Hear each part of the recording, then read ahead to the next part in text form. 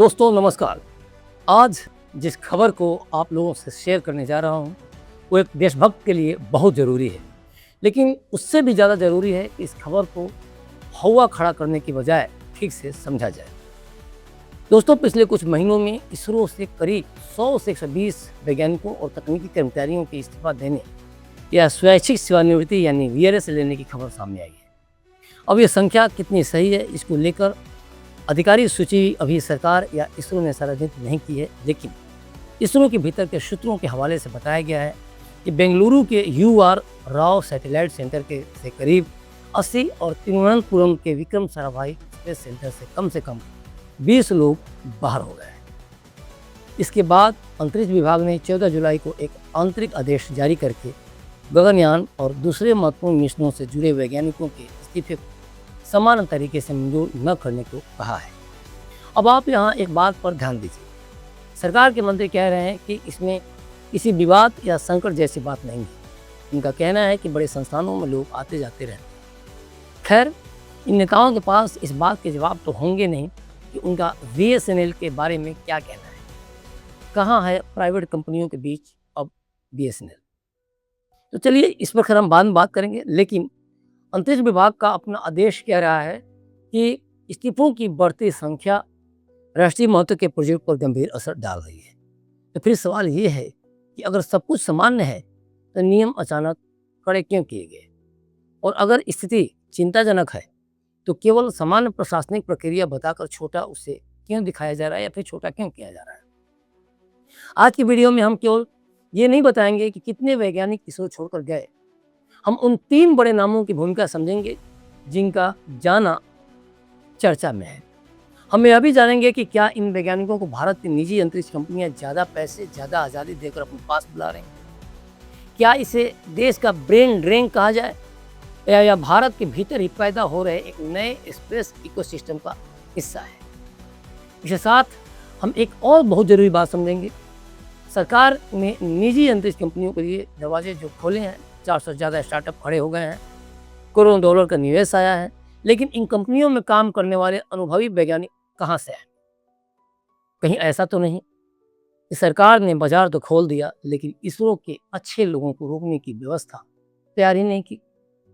और जो सबसे डरावनी बात सोशल मीडिया पर कही जा रही है कि इसके पीछे कोई विदेशी साजिश है, कोई दुश्मन देश भारतीय वैज्ञानिकों को तोड़ रहा है या इसरो को कमजोर किया जा रहा है, उसका भी सच समझेंगे।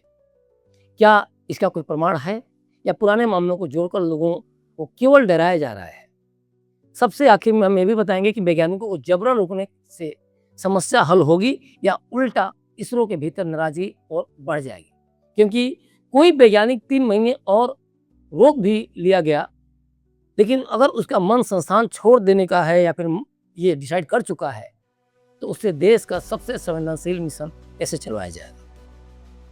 इसरो और अंतरिक्ष विभाग से जुड़े संस्थानों में कुल कर्मचारियों की अगर संख्या की बात करें तो 14,637 है। इसमें वैज्ञानिक, इंजीनियर, तकनीकी और प्रशासनिक कर्मचारी सभी शामिल। इनमें से लगभग 75% कर्मचारी वैज्ञानिक और तकनीकी श्रेणी में आते हैं। इस हिसाब से 100 लोगों का जाना कुल कर्मचारियों का लगभग 0.68% बैठता है। केवल प्रतिशत देखकर सरकार यह कह सकती है कि संख्या बहुत छोटी है, लेकिन असली चिंता कुल संख्या नहीं बल्कि यह है कि लोग कहां से और किस जिम्मेदारी से जा रहे हैं। यूआर राव सैटेलाइट सेंटर में कुल 1339 कर्मचारी हैं। अगर वहां से करीब 80 लोगों के जाने की रिपोर्ट सही है तो यह उस केंद्र की कुल कर्मचारी संख्या का लगभग 6% है। और अगर इनमें से कई लोग सैटेलाइट डिजाइन, नेविगेशन, कंट्रोल और महत्वपूर्ण मिशनों के अनुभवी लोग हैं तो इनकी जगह केवल नई भर्ती करके तुरंत नहीं भरी जा सकती। इसी तरह विक्रम साराभाई स्पेस सेंटर में कुल 4577 कर्मचारी हैं और वहां से करीब 20 लोगों के जाने की बात कही जा रही है। संख्या को प्रतिशत के हिसाब से देखें तो ये आधा प्रतिशत से भी कम है, लेकिन यही सेंटर भारत के लॉन्च व्हीकल यानी रॉकेट डिजाइन और विकास की सबसे महत्वपूर्ण जगह है। यहाँ किसी सामान्य पद का खाली होना और किसी रॉकेट मिशन के अनुभवी प्रोजेक्ट डायरेक्टर का जाना एक जैसी बात नहीं है। यानी इस मामले में केवल यह कहना कि 14,000 कर्मचारियों में से 100 चले गए पूरी तस्वीर नहीं बताता।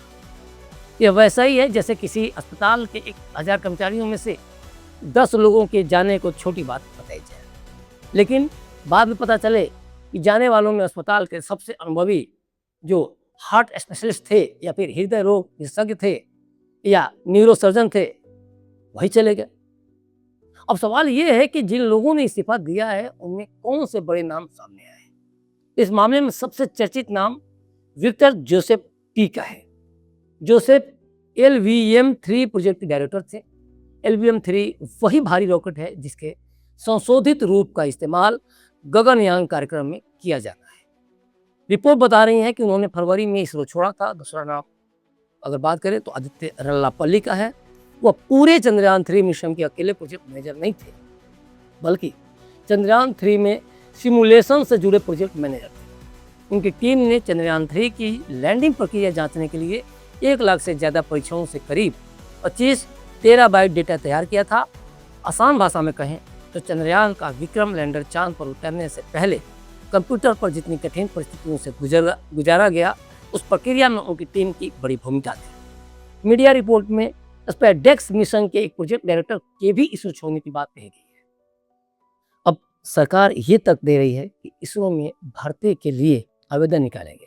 2025 में 520 नए वैज्ञानिकों और इंजीनियरों को इंडक्शन ट्रेनिंग भी दी गई। यानी ऐसा नहीं है कि लोग केवल बाहर जा रहे हैं और नई भर्ती बिल्कुल नहीं हो रही। लेकिन यहाँ सरकार की दलील अधूरी है।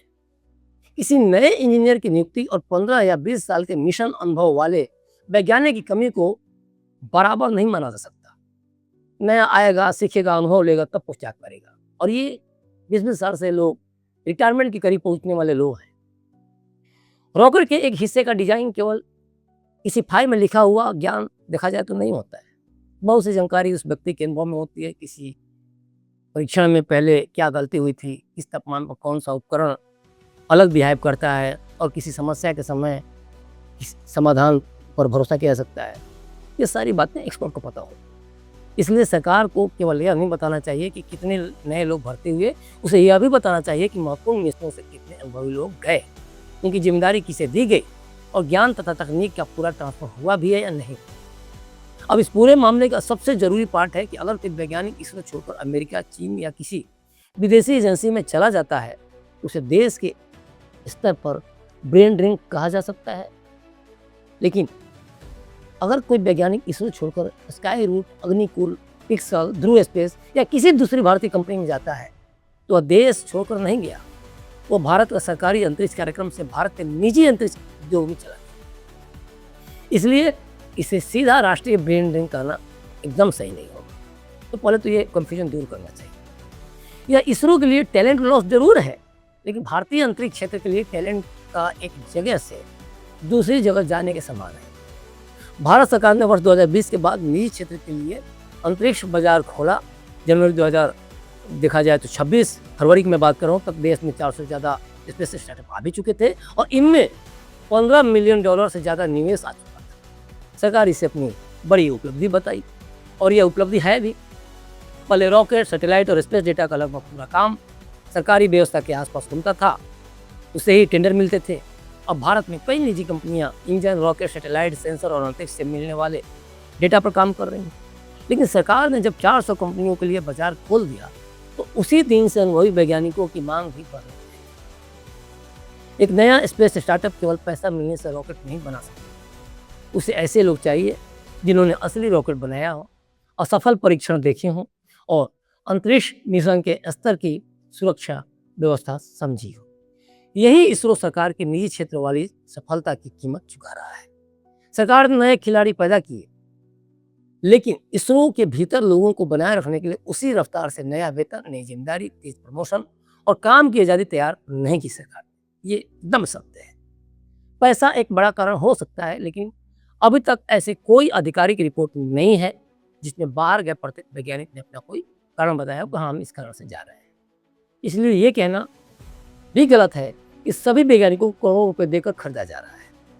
इसरो में साइंटिस्ट या फिर इंजीनियर की अगर बात करें तो इसी पद का शुरुआती मूल्य वेतन 5600 रुपये प्रति महीने है। इसके ऊपर महंगाई भत्ता की किराया, मकान का परिवहन भत्ता, चिकित्सा, दूसरी सुविधाएं भी मिलती है। इसलिए शुरुआती कुल आय केवल मूल वेतन जितनी नहीं होती, लेकिन निजी कंपनियां वेतन के साथ शेयर, स्टॉक, विकल्प, तेजी से प्रमोशन और किसी दूसरे प्रोजेक्ट का नेतृत्व करने का अवसर दे सकती हैं। दूसरी बात कि ये मामला इसलिए भी चर्चा में आ गया है कि पूर्व इसरो प्रमुख एस सोमनाथ पहले स्काई रूट एयरोस्पेस के मानव तकनीकी सलाहकार बने और अब अग्निकुल कॉस्मोस के बोर्ड में ऑब्जर्वर के रूप में जुड़े हैं। लेकिन यहाँ फर्क साफ रखना होगा, सोमनाथ ने किसी चलते मिशन के बीच इस्तीफा देकर निजी कंपनी ज्वाइन नहीं की। वह इसरो प्रमुख का कार्यकाल पूरा करने और सेवानिवृत्ति यानी रिटायरमेंट के बाद इन कंपनियों से जुड़े। इसे केवल इसरो से वैज्ञानिकों की चोरी की तरह देखना सही नहीं है। दुनिया के विकसित अंतरिक्ष क्षेत्रों में सेवानिवृत्त सरकारी वैज्ञानिक निजी कंपनियों को मार्गदर्शन देते हैं। इससे सरकारी संस्था का अनुभव देश के उद्योग तक पहुंचता है। समस्या तब होगी जब किसी महत्वपूर्ण मिशन पर काम कर रहा व्यक्ति अचानक प्रोजेक्ट छोड़ दे, संवेदनशील जानकारी निजी कंपनी तक जाने का जोखिम बने या किसी सरकारी अधिकारी ने नौकरी में रहते हुए ही अगली कंपनी के लिए अंदरूनी संपर्क तैयार कर दिया हो। यह तुलना सुनने में बहुत दमदार लगती है, लेकिन पूरी तरह सही नहीं है। BSNL एक दूरसंचार सेवा कंपनी है जो सीधे निजी कंपनियों से ग्राहक नेटवर्क और बाजार के लिए मुकाबला करती है। इसरो केवल कोई रॉकेट बेचने वाली कंपनी नहीं है। तो BSNL पर सवाल उठाया सकता है, लेकिन इसरो पर सवाल उठाना कहा जाए तो काफ़ी हद तक बेमानी है। या इसरो की बात करें अगर, तो भारत की रणनीतिक वैज्ञानिक और राष्ट्रीय अंतरिक्ष एजेंसी है। तो निजी कंपनियों का सफल होना इसरो की हार नहीं है। असल लक्ष्य यह होना चाहिए कि इसरो नई और कठिन तकनीक बनाए, फिर उद्योग उस तकनीक को बड़े पैमाने पर तैयार करके बाजार तक पहुंचाए। लेकिन खतरा जरूर है, कहीं ऐसा ना हो कि इसरो जोखिम उठाकर वैज्ञानिक तैयार करे, उन्हें कठिन मिशनों का अनुभव दे और ठीक उसी समय निजी कंपनियां उन्हें ज़्यादा पैकेज देकर ले जाए। जब उनके अनुभव का सबसे बड़ा फायदा इसरो को मिलना था, उस समय अगर कंपनियां ले जाती हैं तो बड़ा नुकसान रहता है। तब इसरो संस्थान कम और निजी कंपनियों के लिए ट्रेनिंग सेंटर ज़्यादा बन सकता है। एक और बात, नासा के मामले में कहा जाता है कि अमेरिका में नासा ने पृथ्वी की कक्षा और चंद्रमा का काम निजी कंपनियों को दे दिया और खुद मंगल से आगे चला गया। लेकिन यह बात भी पूरी तरह सही नहीं है। नासा ने SpaceX और बोइंग जैसी कंपनियों से अंतर्राष्ट्रीय अंतरिक्ष स्टेशन तक अंतरिक्ष यात्रियों को पहुंचाने की सेवा जरूर खरीदी है। वह निजी कंपनियों से चंद्रमा पर वैज्ञानिक उपकरण भेजने की सेवा भी ले रहा है। लेकिन नासा ने न पृथ्वी की निचली कक्षा छोड़ी है और न चंद्रमा। नासा आज भी इन मिशनों के लक्ष्य, सुरक्षा मानक, रिसर्च और फंडिंग में केंद्रीय भूमिका निभाता है। अमेरिकी मॉडल का मतलब सरकारी एजेंसी को खत्म करना नहीं। इसका मतलब है कि हर रॉकेट और हर वाहन सरकार खुद बनाने के बजाय निजी कंपनियों से सेवा खरीदे और अपनी ताकत उन मिशनों पर लगाए जिन्हें बाजार अपने दम पर नहीं कर सकता। भारत को भी यही संतुलन बनाना है, निजी कंपनियों को बढ़ाना है, लेकिन इसरो को कमजोर करके नहीं। अब एक और बात, सोशल मीडिया पर इस बात को लेकर भी देखा जाए तो बहस छिड़ी हुई है कि क्या इसके पीछे कोई विदेशी साजिश हो सकती है। पाकिस्तान हो सकता है, चाइना हो सकता है, या फिर कोई अन्य देश हो सकता है। लेकिन देखिए, इसका कोई कारण नहीं दिखता। सवाल ये है कि क्या इसरो को पर्याप्त पैसा नहीं मिल रहा है। चलिए इसे भी समझ लेते हैं। अंतरिक्ष विभाग का 2026-27 का बजट अनुमान 13,705.63 करोड़ का है। 2025-26 में बजट अनुमान 13,4100 देखा जाए तो 13,416.20 करोड़ था, जिसके बाद वे संशोधित करके 12,448.60 करोड़ किया। इसका मतलब बजट बिल्कुल खत्म नहीं हुआ है, लेकिन इसरो के सामने जिस तेजी से काम बढ़ा है उसके मुकाबले संसाधनों की पर्याप्तता पर सवाल बनता है। इसरो को एक तरफ गगनयान तैयार करना है, दूसरी तरफ चंद्रयान-4, भारतीय अंतरिक्ष स्टेशन, अगली पीढ़ी का लॉन्च व्हीकल, पृथ्वी की निगरानी करने वाले सैटेलाइट और निजी उद्योग के साथ सहयोग भी संभालना है। मिशन बढ़ रहे हैं तो केवल रॉकेट का बजट बढ़ाना पर्याप्त नहीं है। अनुभवी वैज्ञानिकों को वेतन, प्रशिक्षण, रिसर्च लैब और नई भर्ती की क्षमता भी उसी अनुपात में बढ़नी चाहिए। बड़ी तस्वीर में भारत का कुल रिसर्च और डेवलपमेंट खर्च करीब 0.6 से 0.7% GDP के बीच है। सरकार ने नए रिसर्च फंड और निजी निवेश प्रयास शुरू किए हैं, लेकिन विकसित वैज्ञानिक अर्थव्यवस्थाओं के मुकाबले भारत का रिसर्च निवेश अभी भी बहुत कम है।